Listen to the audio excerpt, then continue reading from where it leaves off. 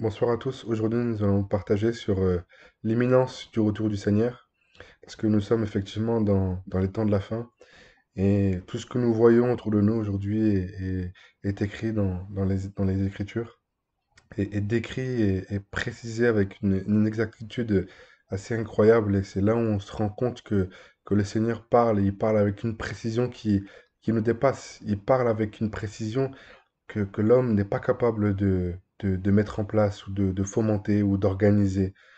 Et tous les prophètes qui ont parlé dans la parole du Seigneur, de Genèse à Apocalypse, tous ceux qui avaient l'Esprit du Seigneur et qui ont parlé de sa part, ont parlé avec une telle précision.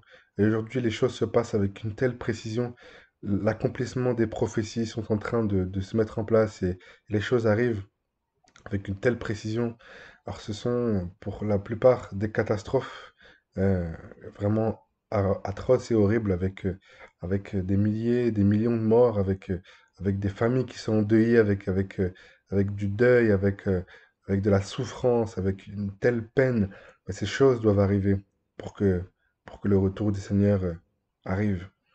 Et voilà, je voulais vous fortifier aujourd'hui, vous encourager à ne pas perdre espoir parce que on peut croire aujourd'hui que tout va mal. Si on regarde les informations aujourd'hui, on peut totalement être découragé, on peut totalement, vraiment, sans aucun espoir. Mais si, il y a un espoir parce que le Seigneur Jésus-Christ revient et son avènement nous rappelle encore une fois que nous ne sommes pas de cette terre. C'est pas que nous sommes meilleurs ou qui que ce soit comparé à une personne qui vit dans ce monde, c'est pas que nous sommes meilleurs ou quoi que ce soit, mais notre espérance n'est pas dans la terre. Notre espérance, c'est la nouvelle Jérusalem céleste. Notre espérance, c'est le millénium. Notre espérance, c'est le tribunal de Christ. Notre espérance, c'est les noces de l'agneau, c'est la robe, la couronne, c'est vivre pour l'éternité avec le Seigneur. Et ces choses-là n'ont pas de prix. Voilà pourquoi nous nous battons chaque jour. Et voilà pourquoi chaque jour que le Seigneur nous prête le souffle de vie pour le servir, voilà pourquoi nous nous battons. C'est pour le servir lui et lui seul et être dans l'obéissance le jour où il reviendra. Parce qu'il peut revenir dans 1 seconde, dans 10 secondes, dans 5 minutes, dans un mois, dans 2 ans, dans 5 ans. Mais on sait que le Seigneur est à la porte. On sait que le Seigneur reviendra très bientôt. Et nous devons nous préparer. Nous devons nous sanctifier. Nous devons nous mettre à part. Nous ne pouvons pas penser comme les personnes de ce monde qui ont comme l'espérance les choses de cette terre. Nous avons comme l'espérance le royaume céleste. Nous avons comme l'espérance de vivre pour l'éternité avec le Seigneur. Et c'est ce qu'il nous a promis. Il nous a pas promis un royaume sur cette terre. Il nous a pas promis de régner sur cette terre. Il nous a pas promis d'être riche sur cette terre. Il nous a pas promis d'avoir des belles voitures, des belles maisons sur cette terre. Mais il nous a promis un royaume éternel. Et un royaume qui se saisit par la foi. C'est-à-dire que c'est un royaume qu'on ne peut pas saisir dans la chair, dans l'intelligence humaine, mais c'est un royaume que nous devons saisir par la foi. Et les gens qui seront prêts à vivre qui seront prêts à vivre dans ce royaume, qui iront dans ce royaume, c'est bien sûr des gens, des frères et des sœurs qui auront été dans l'obéissance tout au long de leur vie, mais c'est des gens qui auront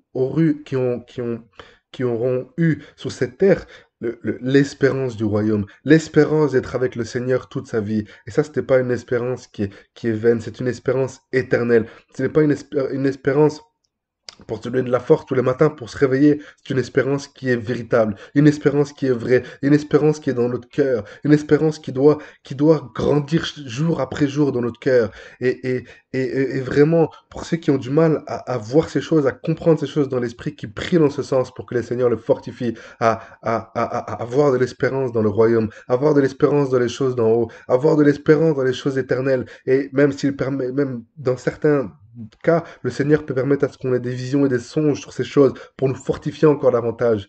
Voilà, donc c'est vraiment important de garder ces choses dans notre cœur, de comprendre que notre espérance n'est pas de cette terre, qu'il ne faut pas se décourager, qu'il ne faut pas abandonner, qu'il ne faut pas comment dire, qu'il ne faut pas déchoir de sa foi, qu'il ne faut pas se refroidir dans la foi à cause des épreuves, à cause des attaques, à cause des pensées impures, à cause du péché, à cause de la séduction, à cause de toutes sortes d'oppressions spirituelles, charnelles ou diaboliques. Nous devons nous sanctifier, nous devons nous purifier, nous devons nous mettre à part. Peu importe ce que diront et penseront les hommes, peu importe ce que nous vivrons, peu importe ce que nous avons à vivre, nous voulons nous attacher au Seigneur, nous voulons nous attacher à sa parole, nous voulons nous attacher aux choses d'en haut, nous voulons nous attacher à la vérité, à sa parole, nous voulons nous attacher à lui et à lui seul, parce que lui, il nous a jamais trahis, il nous a jamais déçus, il nous a jamais blessés. Nous avons peut-être pu, dans le passé, faire confiance aux hommes. Moi, j'ai personnellement fait beaucoup confiance aux hommes et j'ai beaucoup été déçu. Beaucoup été déçu, les hommes, parce que les hommes disent oui, et un autre jour, ils disent non. Un jour, ils disent non, l'autre jour, ils disent oui. L'homme est inconstant dans ses voies. Dans la chair, nous sommes tous inconstants dans nos voies. Mais voilà pourquoi nous devons nous attacher au Seigneur. Nous devons nous attacher à sa parole. Nous devons nous attacher aux choses d'en haut, aux choses éternelles, aux choses qui ne changent pas, qui n'ont aucun nombre de variations.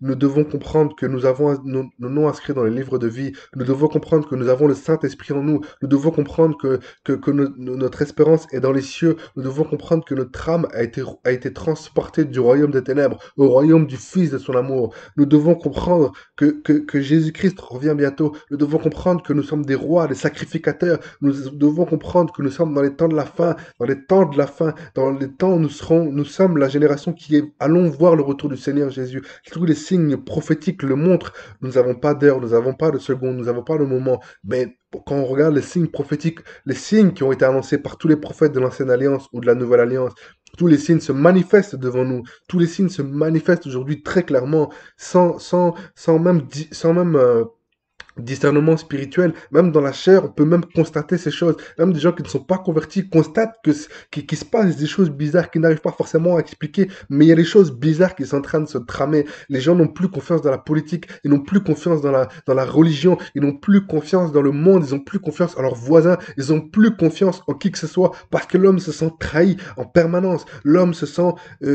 éprouvé en permanence, il ne comprend pas ce qui se passe. Mais ce qui se passe, c'est qu'il y a, il y a, il y a, il y a un gouvernement mondial qui est en train d'émerger. Il y a un gouvernement mondial qui est en train d'émerger, qui est en train de se mettre en place pour détruire l'humanité, pour détruire l'humanité. Voilà pourquoi nous devons nous attacher au Seigneur. Nous devons marcher par la foi et non pas par la vue. Nous devons demeurer dans sa présence, dans la sainteté, dans la sanctification, dans l'obéissance la plus stricte à sa parole. Et pourquoi nous sommes attaqués? C'est parce que nous voulons demeurer dans sa présence et nous voulons nous attacher à sa parole et non pas dans les traditions des hommes. Voilà cette courte exhortation pour vous fortifier, pour vous encourager à demeurer au pied du Seigneur, dans la prière, dans le jeûne, dans l'intercession, dans l'adoration, dans la façon dont l'Esprit nous convaincra à prier, à l'adorer, lui et lui seul, Yeshua, Mashiach, celui qui revient très bientôt. Soyez encouragés.